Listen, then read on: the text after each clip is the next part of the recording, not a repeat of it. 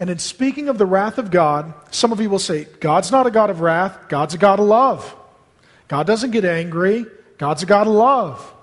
If you take all of the times and ways that the Bible speaks of the love of God, and then compile them, and take all of the ways that the Bible speaks of the wrath of God and compile them, the number of times that it speaks of His wrath is greater than the number of times that it speaks of His love. He is both loving and filled with wrath.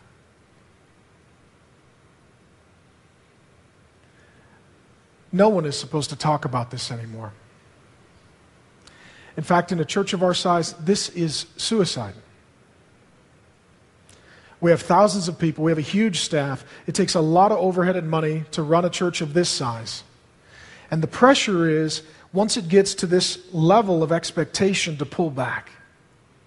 Don't talk about sin. Don't talk about hell. Don't talk about wrath. Don't talk about blood. Don't talk about the cross. Make a little list of things that people don't like and conveniently ignore them. Some will even say that marketing should be done to where we pull all of you, see what you like and don't like, and I talk about what you like and not what you don't like, because you're all the customers. The customer's always right. The customer pays the bills. In the Old Testament, they described it not as marketing, but my prophets prophesy lies, and my people like it that way.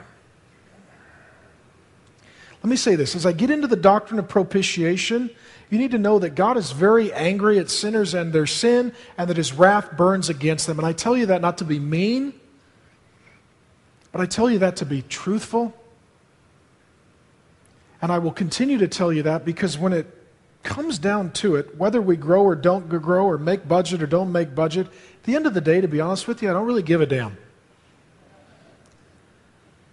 Because I got to give an account before God for all of us, Hebrews 13 says. And I want you to know the truth, that you are far worse than you think, and God is far better than you think. And that the distance between you and God is far greater than you would suspect.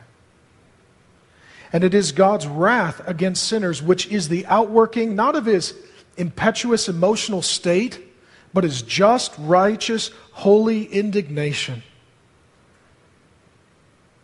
God has to be angry at sin because He's good. And God has to do something with sinners because He's just.